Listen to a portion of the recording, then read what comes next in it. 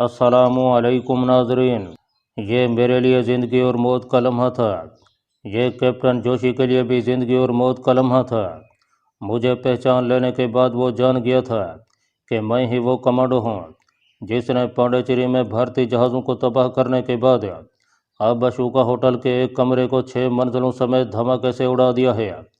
एक सेकंड के लिए हमने एक दूसरे को देखा, पहचाना और उसके साथ ही कैप्टन जोशी के मुंह से निकला तुम, और उसका हाथ बेल्ट के साथ लगे पिस्तौल के होल्स्टर की तरफ गया।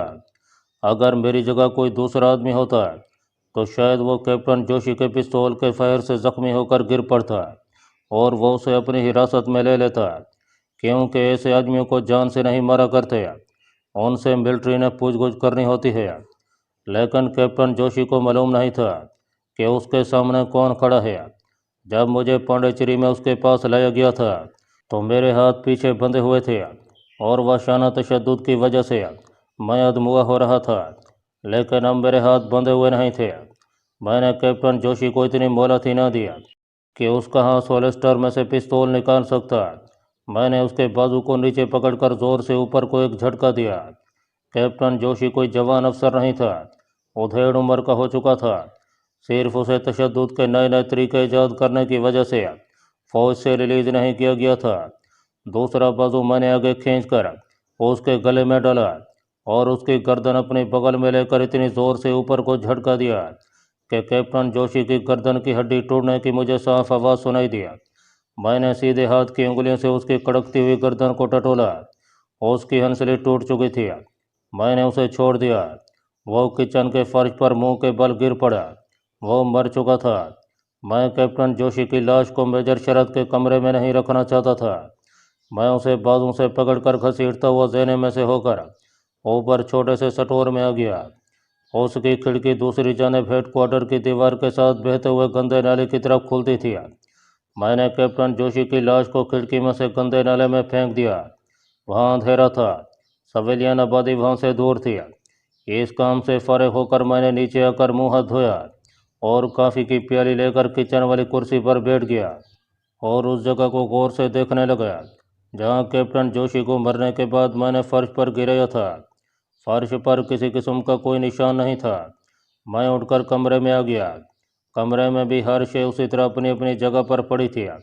कैप्टन जोशी की लाश को अकबी नाले में फेंकना मेरी मजबूरी थी।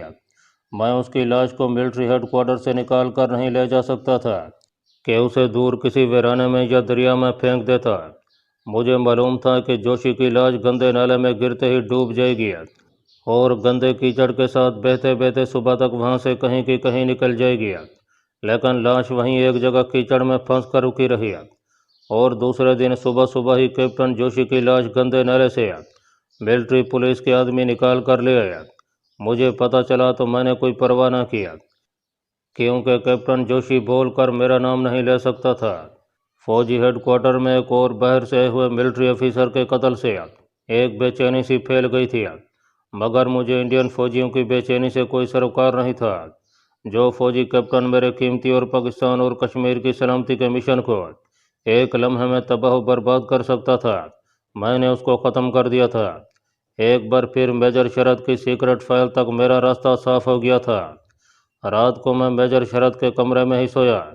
सुबह वहाँ से नहा धोकर कपड़े पहनकर सीधा कैंटीन पर आ गया। दिन के 11 बजे के करीब कोई फौज को 2 सिपाही कैंटीन पर है। उनके पास स्टम्प पैड और एक कॉपी थी। उनमें एक सूबेदार मेजर था। उसने आते ही कहा, लाओ भाई अपनी उंगलियों के निशान यहाँ दो। यहाँ के सब सिविलियन मुलाजमों के शनाख्ती कार्ड बन रहे हैं, जिन पर हर एक की उंगलियों के निशान भी होंगे। मैंने और जगदेश ने अपनी अपनी उंगलियों के निशान उनकी सफ़ेद कॉपी पर लगा दिए। जगदेश ने पूछा, ये किस लिए हो रहा है? हमारे पास तो पहले ही शनाख्ती कार्ड मौजूद हैं। सूबेदार मेजर बोला, सिक्योरिटी के नए रूल्स रेगुलेशंस नाफिज किए जा रहे हैं। अब यहाँ हेडक्वार्टर में जो सिविलियन काम करता है उसको उसके उंगलियों के निशान वाला शनाख्ती कार्ड दिया जाएगा। पुराने शनाख्ती कार्ड कंडम हो जाएंगे और वो स्टम्प पैड और हमारी उंगलियों के निशान वाली कापी संभाल कर चले गया। जगदेश कहने लगा, शहर में कश्मीरी कमांडोज की दहशतगर्दी की वजह से ऐसा हो रहा है। अच्छा है अब कोई दुश्मन का जासूस हमारे हेडक्वार्टर में नहीं घुस सकेगा। गेट पर उसके शनाख्ती कार्ड पर उसकी उंगलियों के निशान भी चेक किए जाएंगे। तुम्हें मालूम है दुनिया में किसी एक आदमी की उंगलियों के निशान दूसरे आदमी की उंगलियों के निशान से नहीं मिलते। मैंने भी यही समझा, लेकिन असल मामला कुछ और था। असल मामला अगले रोज़ खुला, जब मेजर शरद दीवान ने मुझे अर्दली को भेजकर अपने कमरे में बुलाया। मैं उसके कमरे में गया तो वो एक कागज़ सामने रखे बैठा उसे गौर से देख रहा था। मैं उसके पास गया तो उसने कागज़ परे हटा दिया और मुझसे बैठने को कहा। मैं उसके सामने वाली कुर्सी पर मेज़ के पास बैठ गया। मैंने तिरछी निगाहों से देखा। कागज़ पर किसी की उंगलियों और अंगूठे के निशान थे। मैं कुछ समझ न सका। मेजर शरद ने मेरी तरफ गौर से देखते हुए कहा, कल रात 9-10 बजे के बाद तुम कहाँ थे? उसकी नज़रों में पहली बार मैं अजनबियत की झलक देख रहा था। मुझे एक लम्हे के लिए ऐसा लगा जैसे मैं किसी टॉर्चर सेंटर में फ़ौजी अफसर के सामने बैठा हूँ और मुझसे पूछगछ हो रही है। मैंने अपने चेहरे पर किसी किस्म की परेशानी के असरात न आने दिए और जिस तरह अपनायत के साथ मैं मेजर शरद से बात करने का आदी था, उसी अंदाज में कहा, भैया कल रात 9 बजे के बाद मैं इस कमरे में था। अर्दली चला गया था। मैंने खाना खाया, कुछ देर तक रिसाले देखता रहा, फिर सो गया। क्यों, क्या बात है भैया? मेजर शरद के चेहरे से भी अजनबियत के असरात जो थोड़ी देर पहले नमूदार हुए थे गायब हो गया। कुर्सी से टेक लगाते हुए बोला, इन लोगों से कुछ गलती हो गई है। मैंने इसरार करते हुए पूछा, भैया क्या बात है? उसने उंगलियों के निशानात वाला कागज़ आगे कर लिया और मेरी तरफ देखते हुए बोला, बात यह है कि पांडिचेरी से एक फ़ौजी टीम धमाके की तहकीकात यहाँ करने आई थी। उनमें एक कैप्टन जोशी भी था। किसी ने कैप्टन जोशी को कत्ल कर दिया है। उसकी लाश हेडक्वार्टर के गंदे नाले से मिली है। मैंने मसनूई हैरत और रंज का इजहार करते हुए कहा, हाय भगवान, मगर यह कैसे हो गया? क्या कातिल पकड़ा गया है? मेजर शरद बोला, उसी को पकड़ने की कोशिश कर रहे हैं। चूंकि कैप्टन की लाश अपने हेडक्वार्टर के नाले से मिली है, ख्याल यही है कि उसे अपने हेडक्वार्टर के किसी आदमी ने कत्ल करके लाश नाले में फेंक दी है। पोस्टमार्टम करते वक्त देखा गया है कि कैप्टन जोशी की गर्दन पर किसी की उंगलियों के निशान थे। ये निशान कातिल ही के हो सकते हैं। चुनाचे लाश की गर्दन पर उंगलियों के निशान हमने ले लिए और हेडक्वार्टर के तमाम मुलाजमीन की उंगलियों के निशान भी 2 घंटे के अंदर अंदर इकट्ठे कर लिए। फिर क्या कातिल मिल गया भैया? मेजर शरद गौर से सामने पड़े कागज़ को देख रहा था। कहने लगा, हैरानी की बात यह है कि लाश की गर्दन पर उंगलियों के जो निशान थे वो हूबहू तुम्हारी उंगलियों के निशान से मिलते हैं। ये देखो। उसने कागज़ मेरे आगे कर दिया। मुझे याद आ गया कि जब मैं कैप्टन जोशी की लाश को ठिकाने लगाने लगा था तो मैंने दोनों हाथों से उसकी गर्दन को टटोल कर देखा था कि उसकी गर्दन की हड्डी टूट चुकी है या नहीं, क्योंकि मैं किसी हालत में उसे ज़िंदा नहीं रखना चाहता था, क्योंकि उसने मुझे देख लिया था। मैंने कागज़ को देखा। एक तरफ की जोशी की गर्दन पर लिए गए उंगलियों के निशान थे और दूसरी तरफ मेरी उंगलियों के निशान थे।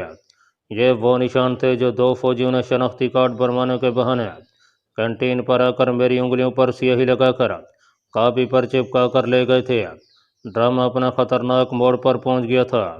अब मुझे इंतहाई होशियारी और अय्यारी से काम लेने की ज़रूरत थी कि मेजर शरद जैसा इंटेलिजेंस का तजर्बाकार अफसर भी मेरे चेहरे पर फिक्र और तरद्दुद का कोई निशान न देख सके। बहुत बड़ा सबूत मेरे सामने था जो मुझे कैप्टन जोशी का कातिल साबित कर रहा था। मैंने हैरानी से कहा, भैया ये कैसे हो सकता है? मेरा ख्याल है ये किसी ने तुम्हारे और मेरे खिलाफ साजिश की है। कैसी साजिश है? मेजर शरद के लहजे में सर्दपन था। मैंने कहा, हो सकता है मेरी उंगलियों के प्रिंट लेकर हमारे किसी दुश्मन ने यही निशान लाश की गर्दन पर डाल दिए हों भैया। यहाँ कुछ लोग हम दोनों भाइयों के प्यार मोहब्बत को हसद की नज़रों से देखते हैं। मेजर शरद कहने लगा, नहीं, ऐसा नहीं हो सकता। किसी कागज़ पर से उंगलियों के निशान उठाकर लाश की गर्दन पर प्रिंट नहीं किए जा सकते। मैंने कहा, तो भैया क्या मैंने कैप्टन साहब को कत्ल किया है? क्या तुम ऐसा समझते हो? मेजर ने उंगलियों के प्रिंट वाला कागज़ एक तरफ करते हुए सिगार का कश लगाते हुए कहा, मैं तो ऐसा नहीं समझना चाहता, मगर वो बड़े बड़े अफसर जो कैप्टन जोशी के कत्ल की इंक्वायरी कर रहे हैं, उन्हें यकीन है कि कातिल यही शख्स है जिसकी उंगलियों के निशान कागज़ पर लिए गए हैं। मेरे गिर्द घेरा तंग होता जा रहा था। मुझसे लाश की गर्दन को टटोलने की वजह से जो गलती हो गई थी اس نے میرے لیے پھندا تیار کر دیا تھا اور میں اس موت کے پھندے کے قریب ہوتا جا رہا تھا، لیکن میں آخری لمحے تک مقابلہ کرنے والا لڑنے والا کمانڈو تھا۔ میں نے کہا، بھیا کیا تم بھی ایسا سمجھتے ہو کہ کیپٹن کو میں نے قتل کیا ہے؟ بھیا مجھے کسی کو قتل کرنے کی کیا ضرورت ہے؟ میری کیپٹن صاحب سے کیا دشمنی ہو سکتی ہے؟ میں نے تو آج تک ان کی شکل بھی نہیں دیکھی۔ میجر شرط نے سگار اسٹرے میں مسلتے ہوئے کہا، میں خود اس الجھن میں پڑا ہوں کہ ایسا کیسے ہو سکتا ہے۔ ملٹری پولیس تو تمہیں گرفتار کرنے کے لیے تمہارے ساتھ یہاں آ رہی تھی، مگر میں نے اپنے اثر و رسوخ سے انہیں روک لیا اور کہا کہ پہلے مجھے اپنے طور پر معلوم کر لینے دو۔ میں نے دونوں ہاتھوں سے اپنے سر کو پکڑ لیا اور اپنی طرف سے بے حد معصوم اور بے گناہ بنتے ہوئے کہا، ہائے بھگوان، تو ہی انتریامی ہے، تو جانتا ہے کہ میں دوشی نہیں ہوں۔ میجر شرط نے انگلیوں کے پرنٹ والا کاغذ طے کر کے اپنی جیب میں رکھ لیا اور مجھ سے کہا، دھرم ویر پریشان ہونے کی ضرورت نہیں ہے، میں ایک بار پھر جا کر انکوائری کمیٹی کی لاش کی گردن پر پڑے ہوئے انگلیوں کے نشانوں کے دوبارہ معائنے کے لیے کہتا ہوں۔ بہرحال تم یہیں رہنا۔ کمرے سے باہر جاتے ہوئے اس شخص کے دل میں بھائیوں والا پیار بیدار ہو گیا۔ اس نے میرے کندھے پر ہاتھ رکھ کر کہا، گھبراؤ نہیں دھرم ویر، میں جانتا ہوں تم ایسا نہیں کر سکتے، کہیں کوئی غلطی ضرور ہو گئی ہے، میں سارا کیس دوبارہ چیک کروں گا۔ وہ کمرے سے باہر نکل گیا۔ میں نے دروازہ بند کر دیا مگر چٹکنی نہ لگی۔ اب میرے سامنے ایک ہی کام تھا کہ جیسے بھی جس طرح بھی ہو سکے میں اس فوجی ہیڈ کوارٹر سے فوراً نکل جاؤں۔ موت کا پھندا میری آنکھوں کے سامنے لٹکنے لگا تھا، میں بچ نہیں سکتا تھا۔ تفتیش کرنے والی فوجی ٹیم اصولی طور پر مجھے کیپٹن جوشی کا قاتل قرار دے چکی تھی۔ اگر میجر شرط دیوان نہ ہوتا تو میں اب تک ملٹری پولیس کی حراست میں آ چکا ہوتا۔ ہیڈ کوارٹر کے مین گیٹ سے میں باہر نہیں نکل سکتا تھا۔ بہت ممکن تھا کہ انہیں میرے بارے میں اطلاع مل چکی ہو اور وہیں پکڑ لیا جاتا۔ میرا دماغ انتہائی تیزی سے کام کر رہا تھا۔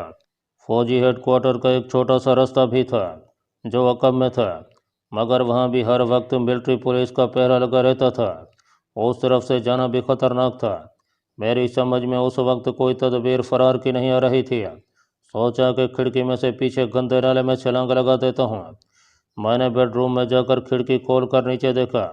گندا نالا کیچڑ سے بھرا ہوا تھا اور یہ کیچڑ بھرا ہوا بوجھل پانی بڑے بے معلوم انداز میں بہہ رہا تھا۔ اگر میں اس میں چھلانگ لگاتا ہوں تو کیچڑ کی دلدل میں دھنسنے کے بعد وہاں سے نکلنا آسان نہیں تھا۔ ویسے بھی نالے کے دوسرے کنارے پر لوگ آ جا رہے تھے، وہاں شور مچ جاتا، لوگ جمع ہو جاتے اور گیٹ چونکہ تھوڑا آگے ہی تھا، قدرتی بات تھی کہ وہاں سے ملٹری پولیس کے سپاہی بھی آ جاتے اور میں پکڑا جاتا۔ میں تیزی سے بیڈ روم سے نکل کر ڈرائنگ روم میں آیا۔ دروازے کو ذرا سا کھول کر باہر دیکھا۔ آسمان پر گہرے بادل چھائے ہوئے تھے۔ مجھے جو کچھ بھی کرنا تھا 1-2 منٹ کے اندر اندر کرنا تھا، کیونکہ میجر شرط دیوان کیپٹن جوشی کے قاتل کی تحقیقات کرنے والی ٹیم کو یہ کہہ کر قائل نہیں کر سکتا تھا کہ یہ نشان میرے بھائی کی انگلیوں کے نہیں۔ چنانچہ مجھے باقاعدہ گرفتار کرنے کے واسطے ملٹری پولیس کے آدمی کسی بھی وقت وہاں آ سکتے تھے۔ دروازے کے باہر دیکھا تو مجھے تھوڑے فاصلے پر ایک سویلین ٹرک دیوار کے ساتھ کھڑا دکھائی دیا۔ میں اس ٹرک کو بڑی اچھی طرح سے پہچانتا تھا۔ میں آپ کو اس سے پہلے بتا چکا ہوں کہ ہماری فوجی کنٹین میجر شرط دیوان کے کمرے سے زیادہ دور نہیں تھی۔ فاصلہ یہی کوئی 1 بلاک کا تھا۔ جو سویلین ٹرک فوجی کنٹین کے باہر دیوار کے ساتھ کھڑا تھا وہ فوجی کنٹین کے سویلین ٹھیکیدار مہتا جی کا تھا۔ مہتا جی کی ناگپور شہر کے اندر غلہ منڈی میں اجناس خوردنی کی ہول سیل کی دکان تھی۔ یہ ٹرک وہاں سے ہر ہفتے آٹا، چاول، گھی، چائے، چینی کا سٹاک لے کر کینٹین پر آتا تھا۔ مجھے معلوم تھا کہ آج سپلائی لے کر آنے والا ہے، چنانچہ یہ وہی ٹرک تھا۔ بس میرے فرار کی یہی ایک صورت تھی جو اس وقت میرے ذہن نے مجھے پیش کر دیا۔ میں نے غور سے ٹرک کو دوبارہ دیکھا۔ ٹرک میں سے سپلائی اتاری جا چکی تھی اور اب اس میں خالی ڈرم اور لکڑی اور گتے کے خالی کھوکھے رکھے جا رہے تھے۔ ٹرک کا دروازہ پیچھے تھا جو کھلا تھا، اس دروازے کا رخ دیوار کی طرف تھا۔ ٹرک کا کلنج اور ڈرائیور مجھے جانتا تھا، مگر میں ان پر اپنا آپ ظاہر نہیں کرنا چاہتا تھا۔ مجھے جو کچھ کرنا تھا میں نے سوچ لیا تھا۔ بس اللہ تعالیٰ کا نام لے کر سر جھکائی خاموشی سے میجر شرط کے ڈرائنگ روم سے نکلا اور برآمدے میں سے اتر کر گملوں اور کیاریوں کے قریب سے ہوتا ہوا ٹرک کی طرف چلنے لگا۔ मैंने चोर नज़रों से माहौल का पूरा जायजा ले लिया था। उस वक्त वहाँ कोई नहीं था। मैंने अपने कदम तेज़ कर दिए। फासला ज़्यादा बिल्कुल नहीं था। जैसे ही मैं ट्रक के हक्म में आया, मैं खुले दरवाजे में से उसके अंदर घुस गया। ट्रक में खाली डब्बे, ड्रम और लकड़ी के खाली क्रेट तकरीबन भरे हुए थे। किफ़ायत शुमार बल के कंजूस ठेकेदार महरा का ऑर्डर था कि कैंटीन को सप्लाई पहुंचाने के बाद वहां से खाली क्रेट, ड्रम वगैरह वापस दुकान पर पहुंचा दिए जाएं। मैं लकड़ी के डब्बों और खाली ड्रमों के पीछे छुप गया। उस वक्त मेरे दिल की धड़कन वाकई कुछ तेज़ हो रही थी। ये कोई आम किस्म की सिविलियन जेल नहीं थी। एक फौजी हेडक्वार्टर से भागना था, जहां हर किसी के पास असला था। इतने में मुझे ट्रक के कलेन शंभूनाथ की आवाज़ आई। उसने ड्राइवर हरिराम को ऊंची आवाज़ में कहा, हरिया चलो। कलेन शंभूनाथ ने ट्रक के पीछे आकर ज़ोर से दरवाजे के पट बंद किया और फिर मुझे उसकी खिड़की खोलकर ड्राइवर की सीट के साथ वाली सीट पर बैठने और ड्राइवर से बातें करने की आवाज़ आई। ट्रक का इंजन स्टार्ट हुआ। ड्राइवर ने गियर लगाया, इंजन को रेस दी और ट्रक फौजी कैंटीन की दीवार से निकलकर गेट की तरफ आहिस्ता आहिस्ता चल पड़ा। आगे का मरला बड़ा नाजुक मरला था। गेट पर इस ट्रक की चेकिंग हो सकती थी। मैं जानता था कि कैंटीन की सप्लाई ले जाने वाले ट्रक की चेकिंग नहीं हुआ करती है, मगर यहाँ मामला मुख्तलिफ शक्ल इख्तियार कर चुका था। मुमकिन था गेट पर ड्यूटी गार्ड को ऑर्डर कर दिया गया हो कि बाहर निकलने वाली गाड़ियों की चेकिंग कीजिए। इतनी देर में मैं ट्रक के गेट के पास पहुंच गया था। मुझे इसका एहसास इस वजह से हुआ कि ड्राइवर हरिराम ने गेट पर मुझे उस सिक्योरिटी गार्ड को नमस्कार किया था और कहा था, राम भैया जी राम राम। इसके साथ ही ट्रक गेट की मामूली सी ढलान उतरने के बाद बाएं जानब टर्न लेकर सीधा सड़क पर हो गया और उसकी रफ्तार आहिस्ता आहिस्ता तेज़ होना शुरू हो गई। फांसी का वो फंदा जो थोड़ी देर पहले मेरी आंखों के सामने लटक रहा था, अब मुझसे दूर हो गया था। ट्रक सड़क पर अपनी मामूल की रफ्तार के साथ चल पड़ा था। मेरे जहन में तरह तरह के खदशात पैदा हो रहे थे। यह ख्याल भी आया कि चंद लम्हों के बाद मिलिट्री पुलिस मेजर शरद के होटल पर मुझे गिरफ्तार करने के लिए पहुंचने वाली थी। अगर वहां आकर उसे मालूम हुआ होगा कि मैं वहां नहीं हूं, तो मुझे मेरे कमरे में देखा जाएगा। वहां भी ना हुआ तो जब उन्हें पता चलेगा कि थोड़ी देर पहले सप्लाई वाला सिविलियन ट्रक वहां से निकला था, तो मिलिट्री पुलिस की जीप तेज़ी से ताक़ुब करती ट्रक तक पहुंच जाएगी और ट्रक खड़ा करके तलाशी लेगी और मैं पकड़ लिया जाऊंगा। तो क्या मुझे रास्ते में किसी जगह उतर जाना चाहिए? मैं ट्रक रास्ते में किसी जगह रुकवा सकता था। ड्राइवर और कलीन मुझे जानते थे। मैं उन्हें कह सकता था कि यार मैं खाली डब्बे ट्रक में रखने गया तो तुम लोगों ने ट्रक चला दिया। मैंने सोचा कि चलो शहर की थोड़ी सैर कर लेते हैं। अगरचे उन्हें मेरी बात पर यकीन नहीं आ सकता था, मगर मुझे उन्हें यकीन दिलाने की ज़रूरत भी नहीं थी, क्योंकि इसके बाद मुझे उनसे हमेशा के लिए जुदा हो जाना था। आखिर गल्ला मंडी पहुंचने के बाद भी जब ट्रक रुक जाता तो मुझे यही ड्रामा करना था। मैंने रास्ते में उतर जाने का फैसला कर लिया। ट्रक मुख्तलिफ सड़कों पर से गुजर चुका था। जब मुझे महसूस हुआ कि मैं फौजी हेडक्वार्टर से काफ़ी दूर निकल आया हूँ, तो मैं ड्रमों और डब्बों के पीछे से निकलकर ट्रक के पिछले दरवाजे के पास आया। उसको बाहर से कुंडा लगाकर बंद किया गया था, जिसे मैं अंदर से नहीं खोल सकता था। यह भी एक मसला था। मैंने दर्दों में से ट्रक पर पीछे की जानब देखा। मुझे दूर तक कोई फौजी गाड़ी नजर न आई। इसके फ़ौरन बाद मैंने ट्रक की उस लोहे की चादर वाली दीवार पर ज़ोर ज़ोर से हाथ मारने शुरू कर दिए, जिसकी दूसरी तरफ ड्राइवर की सीट थी। साथ ही मैंने ऊंची आवाज़ में कहा, अरे हरिराम, ट्रक रोको, ट्रक रोको। ट्रक की रफ्तार एकदम हल्की हो गई और वो सड़क के किनारे की तरफ होने लगा। ड्राइवर की आवाज़ आई, अंदर कौन है बे? मैंने ऊंची आवाज़ में कहा, मैं हूँ धर्मवीर, कैंटीन का मैनेजर। ट्रक को फ़ौरन ब्रेक लगी। ट्रक रुक गया। ड्राइवर हरिराम और शंभूनाथ जल्दी से पीछे आए। उन्होंने ट्रक का दरवाज़ा खोल दिया। मुझे देखा तो हैरान हुए। मैंने उन्हें डांटते हुए कहा, यार मैं ट्रक में ये देखने के लिए गया था कि सप्लाई की कोई चीज़ तो नहीं रह गई कि तुम लोगों ने ट्रक चला दिया। मैंने सोचा चलो थोड़ी सैर ही कर लेते हैं। दोनों हंसने लगे, लेकिन वो हैरान उसी तरह थे। उन्हें मेरी वजाहत पर यकीन नहीं आया था। मुझे उन्हें यकीन दिलाने की कोई ज़रूरत नहीं थी। मैंने पतलून कमीज़ पहनी हुई थी। कमीज़ की आस्तीन को ज़रा सा झाड़ते हुए मैंने कहा, अब तुम लोग जाओ, मैं इधर मार्केट से होता हुआ वापस कैंटीन पर चला जाऊंगा। अच्छा बाबू चलो शंभू।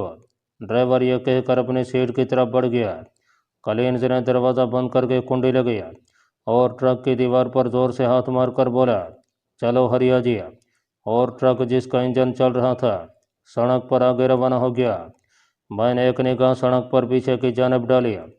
सड़क पर दूसरी गाड़ियाँ वगैरह आ रही थीं, मगर मुझे कोई फौजी गाड़ी आती दिखाई ना दी।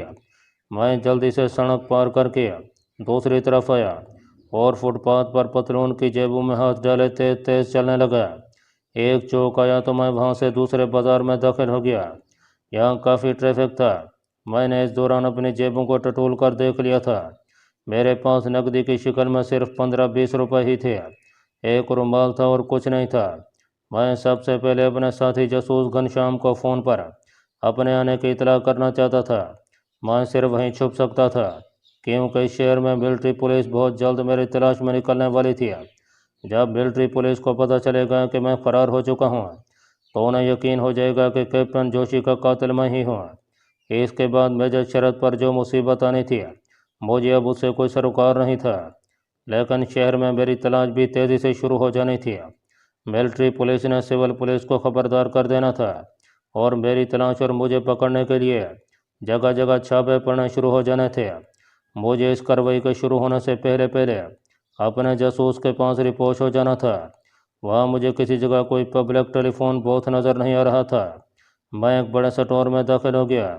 मैंने वहाँ से अपने जासूस घनश्याम को फ़ोन किया। वो दुकान पर ही था। मैंने खुफिया अल्फाज में उसे कहा कि ख़तरनाक सूरत हाल पैदा हो गई है, मैं आ रहा हूँ। उसने कहा, आ जाओ। मैंने स्टोर से बाहर आकर एक मोटर रिक्शा पकड़ा और उस इलाके की तरफ रवाना हो गया जहाँ एक बाज़ार में घनश्याम की दुकान थी। वो उसी तरह दुकान के अंदर अपने काउंटर के पीछे बैठा हिसाब किताब देख रहा था। उसका नौकर चीज़ों को इधर उधर संभाल कर लगा रहा था। याद रहे कि मैंने जानबूझकर आपको ये नहीं बताया कि हमारे जासूस की दुकान पर क्या चीज़ें फ़रोख्त होती थीं। इन बातों का मेरी कहानी से कोई बड़ा रास्त ताल्लुक भी नहीं है। ये भी याद कराता चलूँ कि हमारे मुजाहिद का नाम घनश्याम नहीं था, वो मुसलमान कश्मीरी नजात था और उसका नाम कुछ और था। मगर वो वहाँ हिंदवाना नाम से कई साल से दुकान कर रहा था। उसका हिंदवाना नाम भी कुछ और था। मैंने घनश्याम उसका फर्जी नाम रखा हुआ है। घनश्याम ने मुझे दुकान में दाखिल होते देख लिया था। मैंने उसे कोई बात न की और लकड़ी का तंग जीना चढ़कर ऊपर वाली कोठरी में चला आया। थोड़ी देर बाद वो भी आ गया।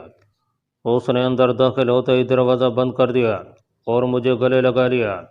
मैंने कहा, तुम्हारे एक्सप्लोसिव्स ने कमाल कर दिखाया। उसने मुझे चारपाई पर बैठने का इशारा किया। वो तो मेरे सामने बैठ गया। कहने लगा, तुमने जो कारनामा कर दिखाया है उसने दिल्ली की हुकूमत को भी हिला कर रख दिया है। इसराइली जर्नैलों की हलाकत कोई मामूली बात नहीं है। इससे दोनों के ताल्लुकात में कशीदगी पैदा हो सकती है और हम यही चाहते हैं। और कुछ नहीं तो कम अज़ कम इसराइली हुकूमत ये सोच कर मुताज़ ज़रूर हो जाएगी कि भारत में उनके फ़ौजी अफसरों की ज़िंदगी महफूज नहीं है।